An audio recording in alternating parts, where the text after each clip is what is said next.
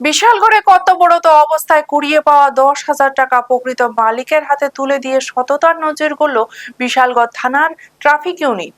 জানা যায়, বিশালগড়ের বীর চৌমুহনী এলাকায় কর্তব্যরত এক ট্রাফিক কর্মী রাস্তায় পড়ে থাকা 10,000 টাকা দেখতে পান।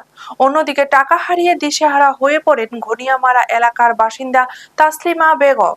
পরে ট্রাফিক পুলিশের উদ্যোগে টাকার প্রকৃত মালিকের সন্ধান করা হয়। অবশেষে তাসলিমা বেগমের হাতে তার হারিয়ে যাওয়া 10,000 টাকা তুলে দেওয়া হয়। ট্রাফিক পুলিশের এই সততা ও মানবিক উদ্যোগের প্রশংসা করছেন স্থানীয়রা। ব্যুরো রিপোর্ট, নিউজ তৎকাল 24।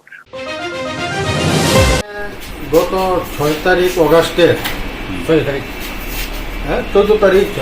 14 তারিখ আমার ভাই, তুমি তো টাকাটা উঠাইতে গেছিলা, টাকা উঠাইতে গিয়ে 10,000 টাকা উঠাইছে, টাকা হাতে পাইছে।